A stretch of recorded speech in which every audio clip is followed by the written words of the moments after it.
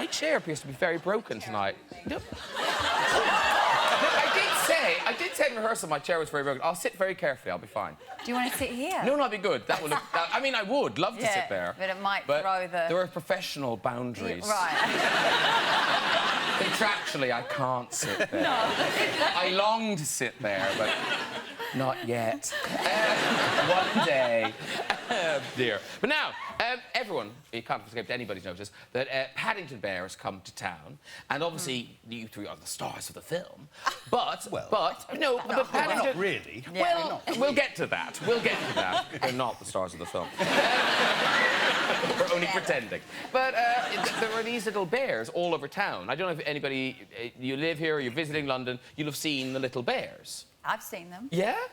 So now this is your Such a one. tourist. Is that's yours? Oh, I haven't seen. Yours? Yeah, I haven't been to see my one and pose with it. No, okay. It's lovely. Oh no, so you didn't paint that? I had a hand in it. That's a no. Oscar recall. We're not believing a word of that.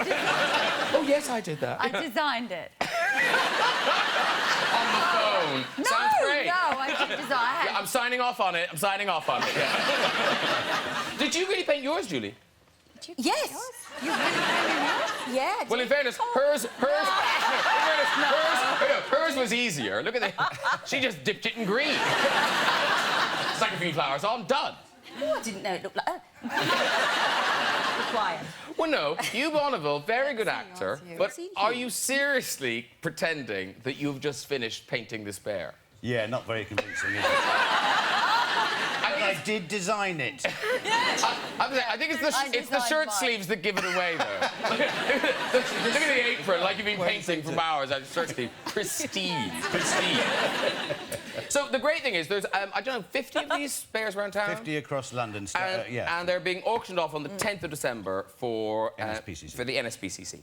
And very kindly, the people who made this bear, they gave us a blank one. Oh, you now? see. You remember when you started? Remember when they gave you the blank one? And you made... Right. Yeah. That's right, Graham. I'm surprised you have another one.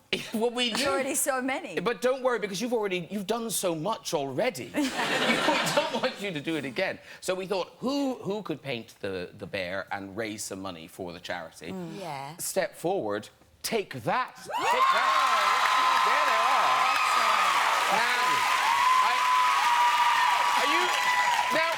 Are you a fan of the Paddington, Gary?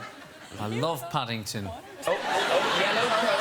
Love Paddington. Yeah. OK, now listen, you guys, you don't have very long, so you need to kind of motor on with this. OK. All I would beg is... all I beg, of the three of you, please don't fall out. We can't afford to lose another one.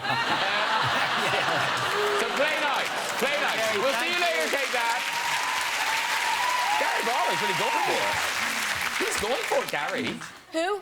Gary Barlow. I say Gary Barlow. Are you his mother or something? You're all familiar with Take That? Yes. Yes, don't be silly. Let me entertain you. It's that song, isn't it?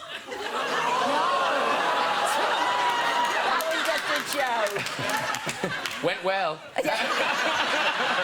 Nothing's funny, Julie. Nothing's funny. Nothing's funny. No, I get that. Now, listen, Paddington the movie, it's out tonight. I'd be lucky enough to see it. I was telling you, but I loved this film. Did you? Well, I say I love the film. You love the bear. You do. The bear is just so good. I know. You want the bear to be real. You want to take him home. You do. His eyes are so real. His eyes are brilliant, aren't they? They're amazing. They're so moving. And they are. Yeah. And wait till you see it. No, and the little hair on him. And the way that I love that scene with you. When he does the cold, hard stare. Oh, yes, when he does his hard stare, yes. No, it's very menacing. Yeah, I know you think we've all lost the plot, but when you see this, you'll know what we're talking about. It really is sweet. Were you a fan growing up? I was. It was a childhood favourite of mine. Mum and Dad used to read the stories to me, and I used to look at the pictures, and then when I was a bit older, I used to read the stories for myself. So he was my pal, and I wanted to eat marmalade with him in London. Aww. I was quite a lonely child.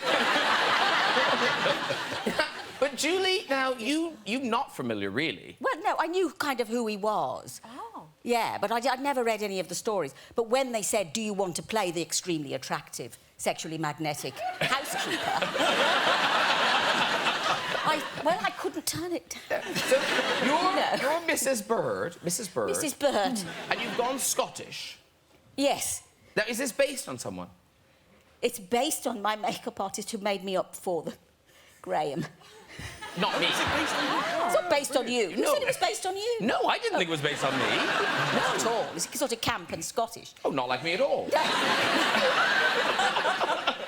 And now, Nicole Kidman, you are the villain of the piece. Yes. Great scary. I want to stuff the bear. I know. Seriously. It's terrible, I know. I know. There's one scene when you just walk away and you just see this cleaver in a table. And it's like, oh, no! Because I play a taxidermist. Yes, Millicent Clyde. And I heard you thought, oh, this is great, my kids will love this film. And then you put two and two together. Yeah, I'm like, great, finally a film that my kids can see. And then I realised maybe they can't come and see it because I'm trying to chase the bear with knives. Confusing for a 3-year-old, right? Hey, Mommy! What the hell is she doing? So here we are, but you have been working, you know, successfully. You're making a living in the business. So I think from the outside looking in, people thought Downton was your big break, but did that feel like a big break to you? Well, yeah, it was different gear, certainly. I mean, the number of people who came out and said, you must have been so relieved when Downton came along. I had been working for 25+ years before then, and very happily so. But it was obviously a completely strange gear shift when we did Series 1. No one was particularly interested, or, you know, people thought that the costume drama was dead, and suddenly, poof, it exploded and became a sort of rolled out around the world and seemed to have an effect in every country it went to. It was very, very peculiar and wonderful at the same time. But it was a significant difference. I mean, without Downton, I wouldn't have met a little bear. Oh, the Paddington bear. The Paddington. I mean, yeah. And in the book, you talk about how they had to change the rating for the movie because it was supposed to be a kind of a U for Universal, and it wasn't that in the end. Well, yes, apparently there were two principal reasons. One is that when Paddington is eating his sandwich in the sentry box and another sentry senior officer comes along to sort of, you know, change the guard and says, get out of here, apparently you might be able to hear the word, get over here, bloody bears. The word bloody might have emerged from the mumbling. But the other was that when I dressed up as a cleaner, that it was a bit provocative. Well, you kindly put a picture in your book of you dressed up as the cleaner, and I see what they mean. I mean, this is pretty four. Can you get a close-up of that? I mean, check that out. Yeah. Calm down, everyone. He's right here. I love that got into PG-13. Yeah. Those legs. Now, Sarah Millican, very lovely to have you here. Thanks. And obviously, I'm sure you enjoy Jason Momoa's work. But you are, I know, a fan of Mr. Grant. Yes. Yeah.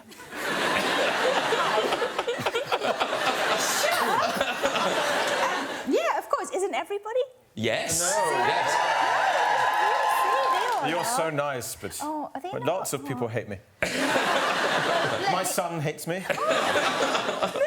Yeah, he came to see Paddington 2 the other day, and all he said throughout the whole film is, why is Daddy in it so much? My favourite is Sense and Sensibility. Ah. I love it. Oh, my God, I watch it sort of... Is weekly bad? No, you I don't watch it weekly too. You really watch it that often? It's one of my... It's a comfort film, let's call it that. I have 3. Do you want to know what the other ones are? Yes, very much.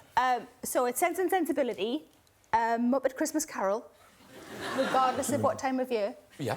And San Andreas, which is a disaster film with The Rock. So it's quite a good mix of things. Yeah, mix it up. Yeah. This is a breakthrough role for you, Jack, because an American accent. Yes. Yes. He's doing an American accent. What, in that clip? Yeah. Olivia! He was. I feel the Oscar buzz whistling away. He was. It was. No. I'm so sorry. Terrible. Yes, no. Yeah. It was good. It was Thank good. you very much. I heard it. I Yes. heard it. It was You good. see, what a lot of actors do when they do an American accent is they tend to just go for, like, one region of America and they commit to a single American accent. I decided with this role that I would take us on a tour around all 50 states.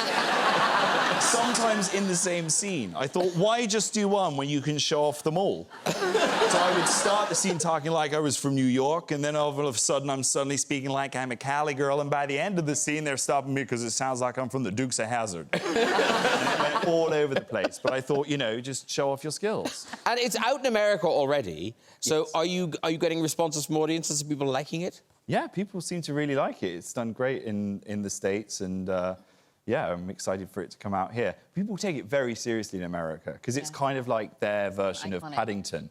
So, and that's kind of the tone of the movie as well. But like grown adults who grew up with Clifford the Big Red Dog and get so like obsessed over the weirdest details as well. Oh. There was a guy who tweeted at me. It's quite weird. He was in the cinema and he'd taken a screenshot, and it was a screenshot of Clifford from behind with his tail up, and he tweeted at me going, "Why doesn't Clifford have an anus?" I was like, should you be at a kids' film? Should you be near children at all? And then it's one of those crazy things, because it's the internet. Underneath, there's like a whole discussion underneath this comment saying, if he doesn't have an anus, then he can't poop. And then someone else underneath it, best response ever, had put, maybe that's why he's so big. Very good. Broadbent on the show for the first time. And Jim, you're one of those actors. You've been in so many films, and lots of them big, big favourites. When people come up to you, what are the ones they always want to mention, or do you know when they approach you, oh, this is a Paddington fan, or this is a Bridget Jones fan? Only Fools and Horses, really. Really?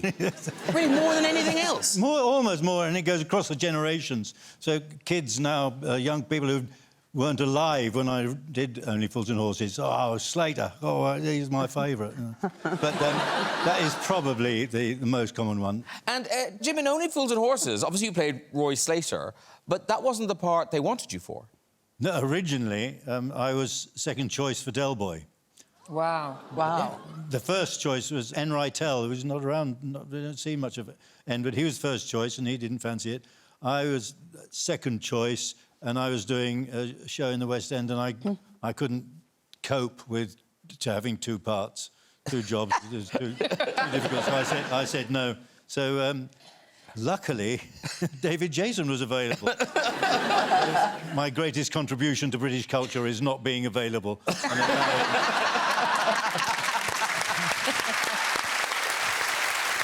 First film we're going to talk about tonight is Hugh Grant, starring in Paddington 2. It opens tonight, and I loved the first one, so I think people are kind of worried about this, but honestly, it's as good, if not better, and you are brilliant in it, Hugh Grant. Who do you play? Well, I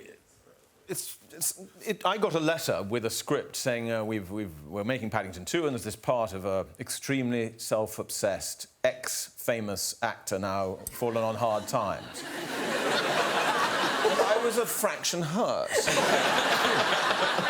But it was a very funny script, and in a way it was therapeutic. I have deep reservoirs of actually narcissism and neurosis and anger and hatred of others that I was able to tap. Did you base it on specific actors? Well, as I say, a lot of it came from me, in a way, a sort of self-portrait. But there were actors from my past. In the 80s, I did theatre, and... remember that. I remember that. And there were some brilliant characters. There was a wonderful old boy in the theatre who...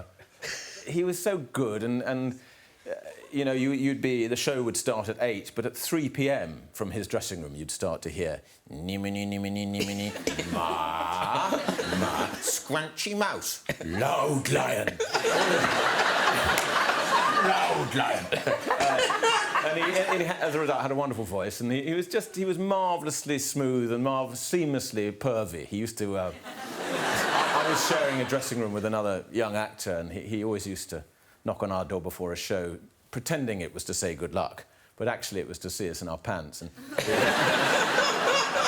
Different times. different times. Meanwhile, in Paddington 2...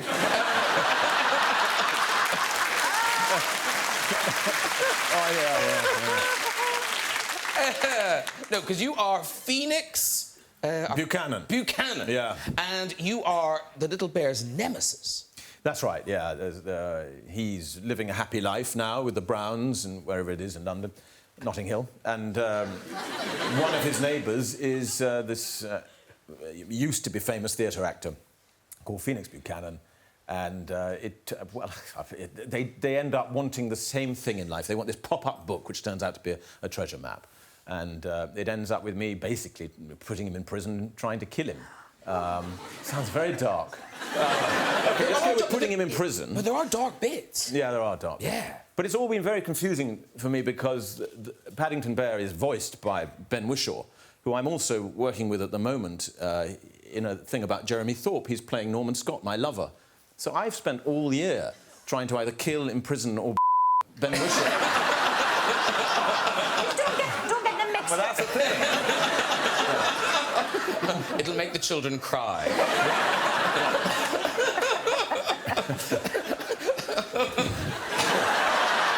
Have I done a bad job of selling the film? No, you haven't. It's really a sunny, lovely film. It is. No, but in all seriousness.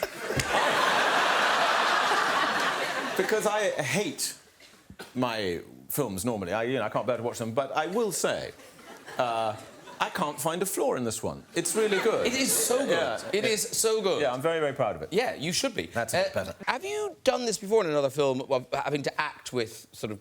I think children have gone to bed. Hopefully they have by now. But obviously the bear's not there. So have you done that acting before? Don't listen. Don't listen.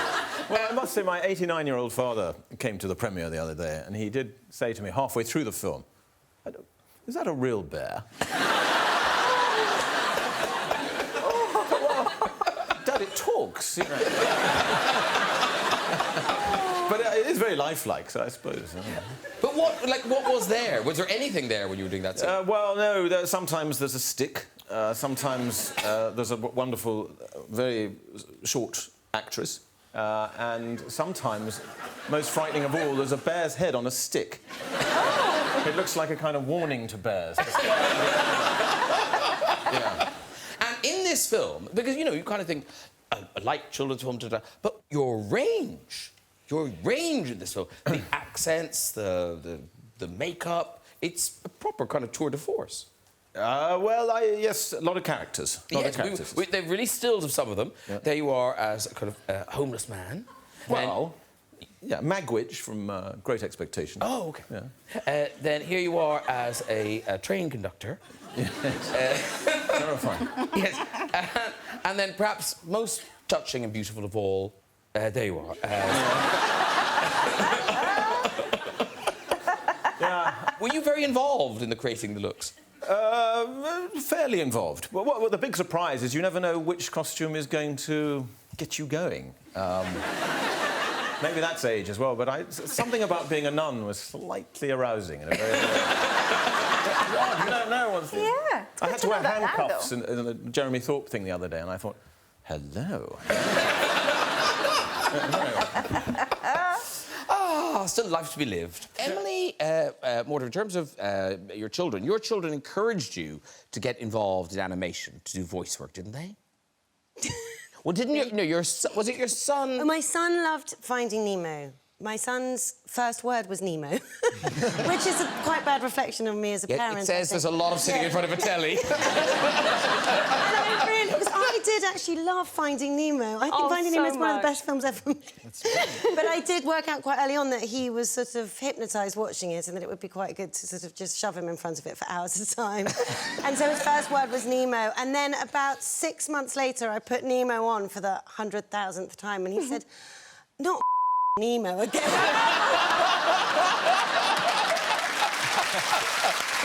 Honestly, you must have had someone else say that. You probably. Me, probably. Yeah. On the phone, it's Nemo again. Oh my God. Funny. But then you said yes to Cars. I did? Yes. How do you know so much about me? It's like I've read about you. I'm Holly Shiftwell. Yes, you are. There's Holly I am. Shiftwell. Holly Shiftwell. Yeah. That just seems like such an adult name to give a character in a cartoon. Doesn't it? I know, it's quite sort of kinky, isn't it? It is. Holly Shiftwell. Yeah. And obviously, when kids came to the set, they were very excited to meet Mary Poppins. But then, double whammy, Paddington's there as well. I know. Yes. Because presumably, do kids just... That must be a thing now. No, it isn't, because...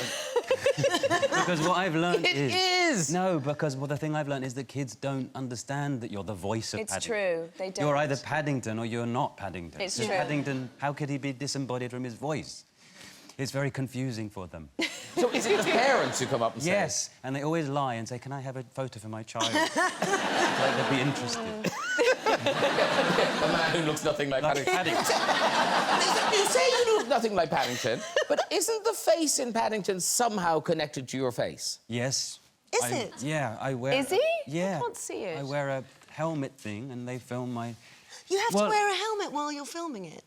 While you're recording the voice? Like a cycling helmet with a camera on the front. Do you feel a bit embarrassed when you... Yes. Yes. And it's sort of angled about You there. have to like, walk right up around your with nose. it. Do you have to walk around with a little case and stuff? Sometimes. Do they really? Sometimes you do, yeah.